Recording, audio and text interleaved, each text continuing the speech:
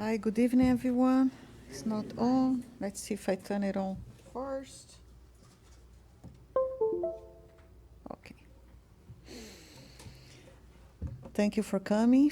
Thank you for those who are watching us on the internet. And if you are here for the first time, you're very welcome. And today we're going to be talking about humility as soon as the PowerPoint there. This topic that we are bringing today, the idea comes from an article that we read on New York Times. But before we get to that, we just want to go over the word humility. Let's take a look of the word, the meaning of this word. From the dictionary.com is the quality or condition of being humble, modest opinion or estimate of one's own importance, rank, etc. So that's the meaning of the word. But as we going talk about more, we will see that there's so much more that we can understand about humility. And humility is the opposite of what? Pride. So we have humility in opposite of pride. Humility, believe it or not, has been studied by science today.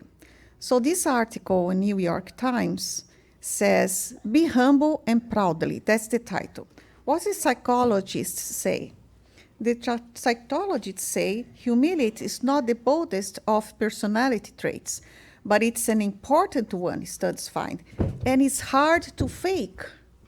So guess what?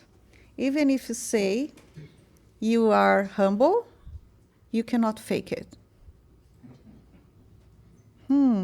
Right? It remembers when my daughter was small, we could do a lot of things at the same time, right? Like giving lectures and helping the kids. Thank you. So it's hard to fake. Let's see. They even talk about intellectual humility. It's not like you have intelligence or you have so many academic titles. It's not about that. It's about to be humble, and as the more humble you are, the more intellectual humility you have. That's a very interesting article. It says more, a humble disposition can be critical to sustaining a committed relationship. It may also nourish mental health more broadly, providing psychological resource to shake off grudges, suffer fools patiently, and forgive oneself. So science has bring us the idea of being humble, and it brings you so many benefits, right? Just being humble. That's science, right? That's science there. Okay, that's the article if you guys want to take a look. But we have an example, right? In the Sermon on the Mount, Jesus, in Matthew chapter 5, article 3, the King James Version, the Bible, it says, "As seeing the multitudes, he went up into a mountain, and when he was set, his disciples came unto him. And he opened his mouth and taught them, saying, Blessed are the poor in spirit, for theirs is the kingdom of heaven." You can find this in Beatitudes on the Bible. But think about it. Today, science got an interesting to talk about being humble, right? And we have this message since when? More than 2,000 years ago, right? So let's see what Jesus actually wanted to say, what the meaning of blessed are the poor in spirit, for theirs is the kingdom of heaven. Let's see the meaning of this. In the Gospel according to the Spiritism, what does Jesus mean saying poor in spirit? So let's take a look of this. What should be understood by the words poor spirit? That's wrong over there, I apologize. He who exalts himself shall be debased. Mysteries that are hidden from the learned and the prudent. Instructions from the Spirit. We're going to find one of the instructions that we brought here today is from this spirit called Lacordaire. Lacordaire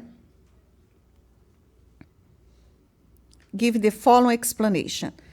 So first, everyone knows Lacordaire. Lacordaire, he was, his full name was Jean-Baptiste Henri Dominique Lacordaire. He was a Dominican religious born in 1802, and he died in November 21, 1861. And he was a priest, he was a journalist, he was a academic. He has very serious studies, and he was considered the precursor of modern Catholicism and restorer in France. And he came in the spirit to Allan Kardec to give his message about this, about humility, the first virtue, because Jesus put this humility as the first virtue is above of all virtues that we have. Let's see what Lacordaire says. Humility is a virtue much forgotten amongst you. He says more, one of the many examples given, very few you have been followed. So we have examples to follow, but we don't, right? However, it is possible to be charitable to your neighbor without being humble. What do you think? Can you be charitable without being humble? You think it's possible? I don't think so, he says. Yeah, he says this thing because this sentiment, right, reduces mankind to the same level by telling them that they are brothers and sisters. Because when you're charitable, you consider everybody as brothers and sisters. And for some people, they think they are, put them down, level them down.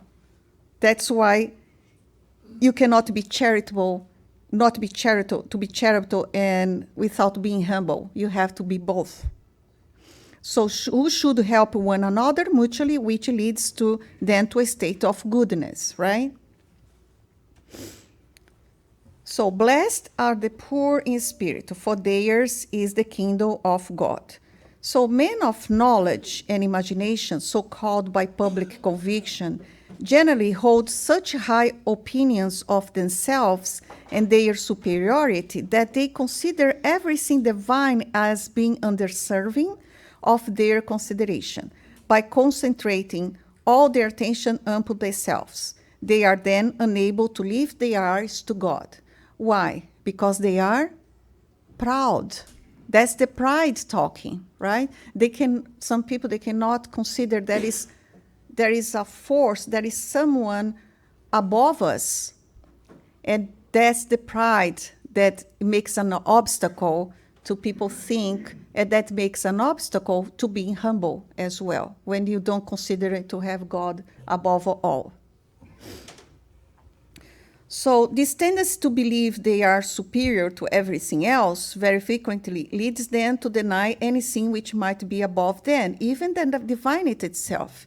So that some people, besides not consider there is a God, they just denied God, right? So they are not being humble. However, say what they like. What's going to happen, being humble or not?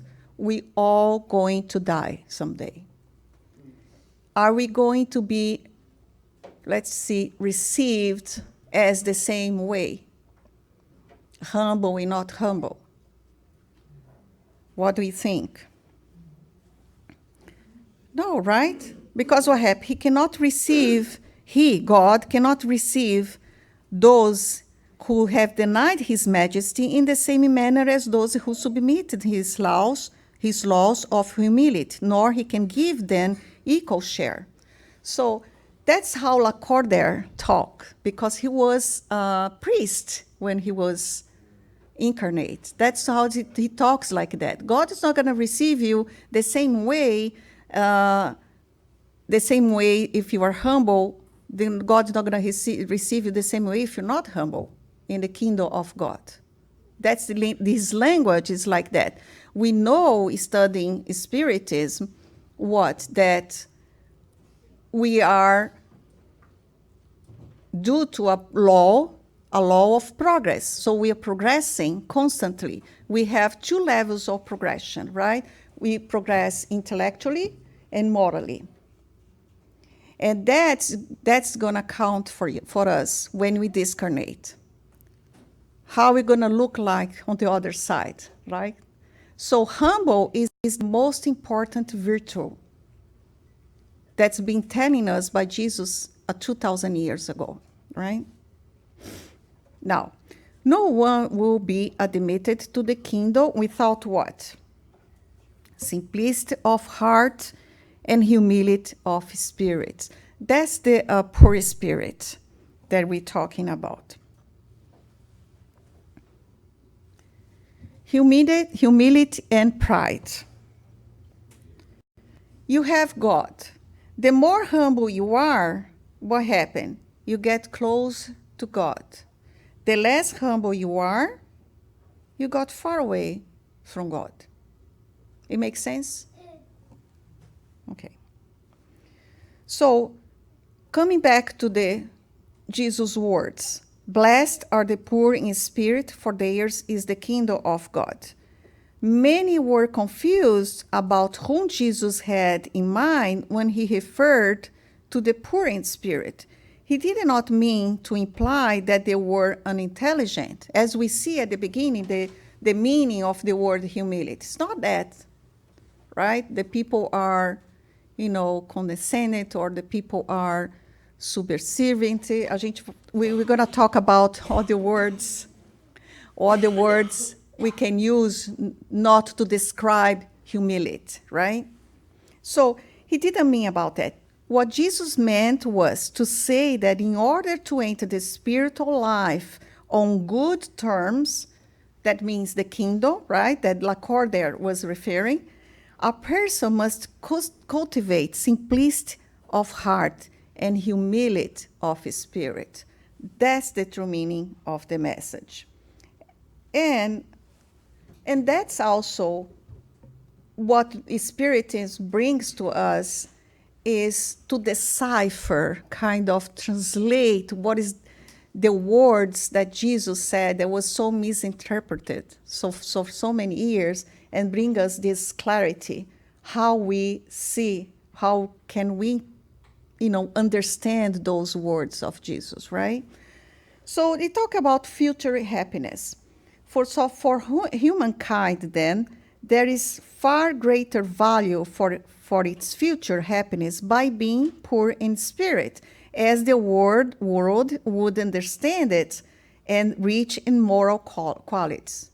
That's what we have to be. Poor in spirit means rich in moral qualities. And sometimes we say, that person is a poor spirit. Be careful. He might be right? Because it's rich in moral qualities, right? That's the most important, because our essence is spiritual. We are spirit, so that's our essence. That's why we should be more concerned about in this life, in going over our flaws and try to fix things. And humility is one of them, is the most important of them, right? Okay, let's see some examples of humility. On the question 625, Kardec asked for the higher beings, the spiritual elevated spirits, what is the perfect standard that God has offered to humankind as a guide and model? Jesus. That was the shortest answer that you can find, right? Is the shortest answer in the Spirit's book. That's the shortest one. All the answers, like sometimes a page long, but this one, Oh, you're asking for a model and a guide to follow? I'm giving one. Look at Jesus. Right? Straightforward. You cannot be more than straightforward than this, right? There's nothing else to say. Look at Jesus. From the book Our Daily Bread, chapter 2, Think a Little by Emmanuel. It has this: Christ began the divine mission among countrymen, lived among angry doctors and rebellious sinners, joined the sick and afflicted, ate the hard bread of humble fishermen, and finished the holy task between two teeth. It's kind of, Emmanuel does that, right? Briefly describe Jesus Christ, what he went through, and what it means to be humble. And it was Jesus, right? So since Jesus was born, he's been used as an example to be humble, example of humility. Jesus was born in a manger. The only title Jesus accepted, it was Master. He was much more than that, we know, but the only title you could say, Master Jesus, he would accept it, but other than that, he wouldn't. That's to be humble. The followers of Jesus were what? Simple people.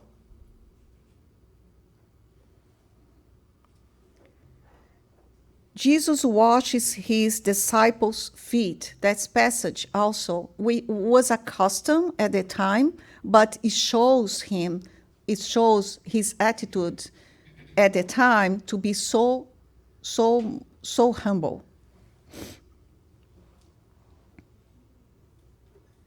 Okay. Now,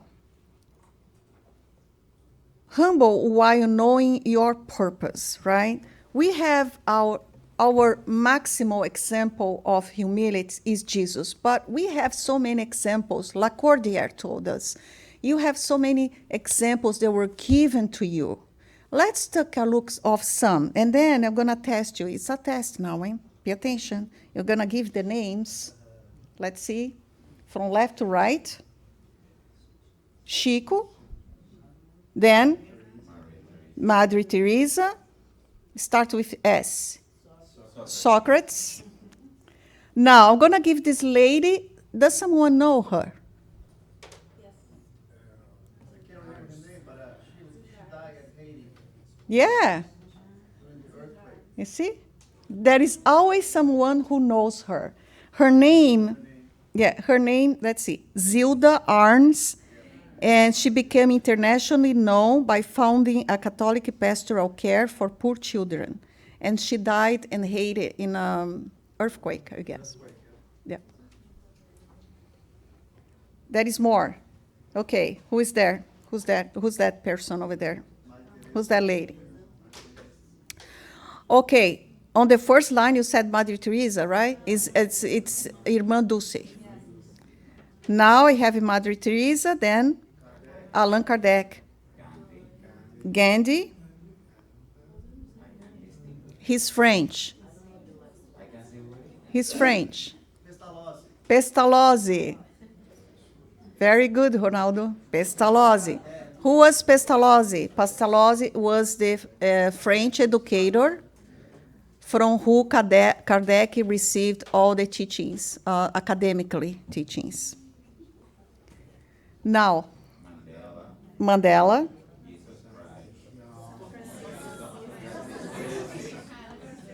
Who is that? Paul.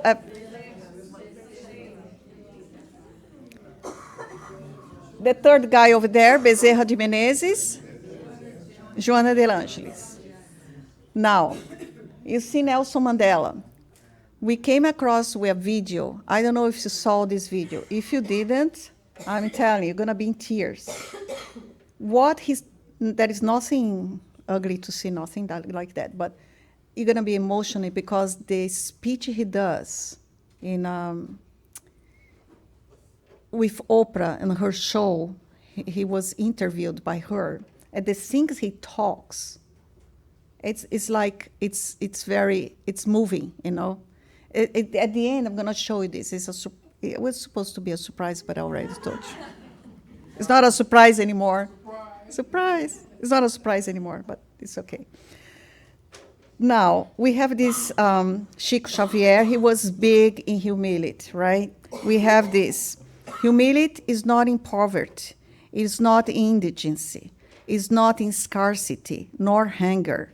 Humility is in a person who, having the right to complain, judge, disapprove, and take an understandable attitude in personal pride, what the person does? Just bless. Beautiful, right? This sentence. Okay, what is not humility? Look at that. Did you see that in the mirror? Are you that sweet sheep over there when you look at the mirror? I don't think so, right? Okay.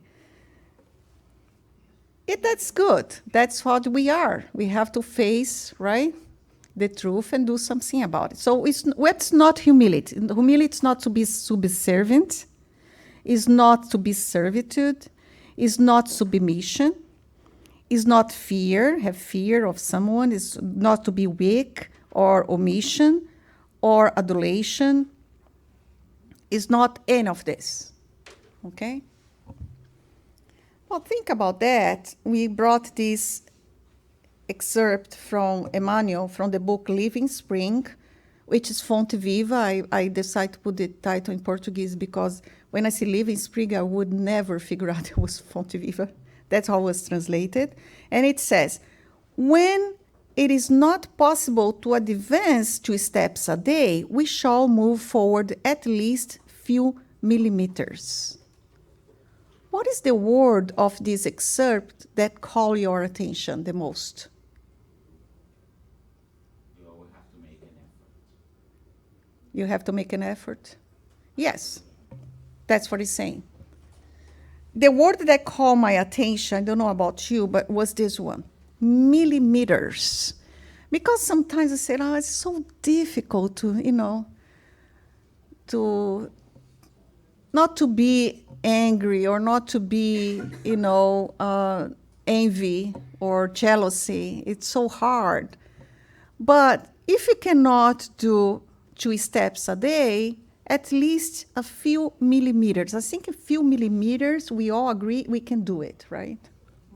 It's just a few millimeters. It's just a little thing that you can do. And thinking about that, we brought some ideas so we can practice humility in places we never, realized, oh, this is humility? Yes. We can practice that. We can practice in 2 ways. The first way is accepting your limitations, and the other way is accepting others. Let's see. Accepting your limitations. Admit that you are not the best at everything or anything. It is hard. You don't have to do all of this, just choose one, okay? One that you say, okay, this I can do it. Recognize your own faults. You say, no, I'm wrong. I was wrong. I apologize, right? And you're wrong, and be grateful for you have. Sometimes we complain too much, so let's be grateful. At least most of the time, right? Don't be afraid to make mistakes because we all do. We're not different. We all do mistakes, and we're going to continue to do it. Admit your mistakes. Avoid bragging. You are the best. Nobody can do what you do. You do better than anyone else, This is not being humble. Be considerate in conversations. So, all of this, where we accepting our limitations is a way of practicing being humble, practicing humility. Another way is appreciating others. Appreciate the talents and qualities of others. How beautiful this work that you do. I really appreciate it and admire you for that. It doesn't hurt to say, right? But it should be sincere, right? Stop comparing yourself to others. That's destructive, right? Don't be afraid to accept others' judgment. Seek guidance from written texts. So I'll be kind of biased on that one. Why? Because we are spiritists. So we have plenty of books to read, right? Remain teachable. What's remain teachable? When you put yourself to learn something new. Because some people, they say, I don't want to learn anything, nothing interests me. Like you know everything, or, there is nothing interesting for you to learn, right? We have here in the Spiritist Center now a group of people, they are sewing and dresses for kids in Africa. And some people, they never did that before. So they are doing it. So teachable, right? Remain teachable. Learn something new. Help others. Go last. Sometimes we see here in the Spiritist Center, right? And on Sundays, because we have lunch, delicious lunch. And you can't wait for the lecture finishes and you run to the kitchen because you want to be the first one. And ask yourself, why you need to be the first one to get the meal, right? Ask. That's to be humble. Compliment others, right? Sometimes that person at the pharmacy is having a bad day, and you say, I really like when you're smiling. I like to come here and be, served by you. Always, compliment others. Apologize and listen more than you talk. Listen more, right? That's a good thing to do. All these things is we are practicing humility, okay? So now that's the surprise I told you. Guys, Nelson Mandela, he's, I think, Jesus is the most humble person, spirit that's ever come to earth. And now you're going to know another humble spirit in this video. Can you, someone, turn off the lights? I hope you enjoy the video.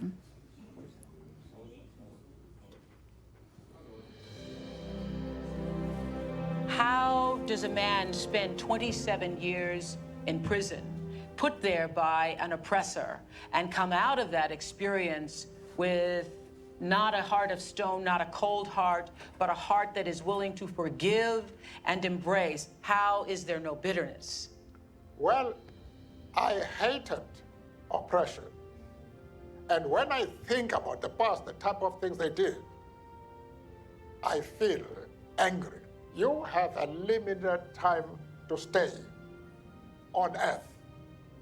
You must try and use that period for the purpose of transforming your country into what you desire it to be.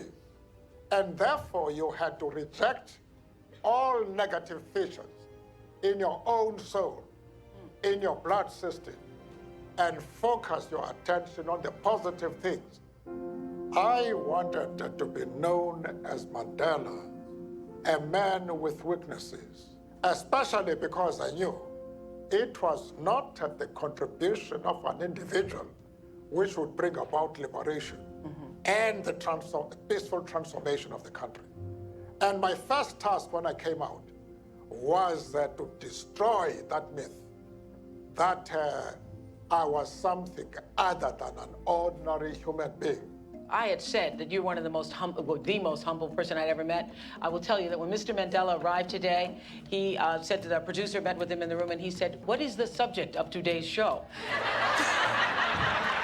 And she said, "Nelson Mandela, you are the subject of today's show." He goes, "Oh, all right." You are not modest, but a very humble man. I wanted to ask, because I think that is the characteristic that stands out for you above all of them, that you are a peacemaker inside yourself. And how do we begin? Those of us who aren't leading countries but are just leading our own lives, leading our families, come to a sense of truth and reconciliation with ourselves to be a peacemaker. How do you do that? The first thing is to be honest with yourself. You can never have an impact on society if you have not changed yourself.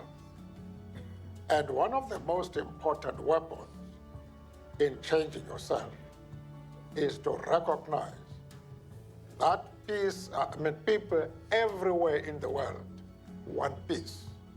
But humility is one of the most important qualities which you must have. Because if you are humble, if you make people realize that you are no threat to them, then people will embrace you.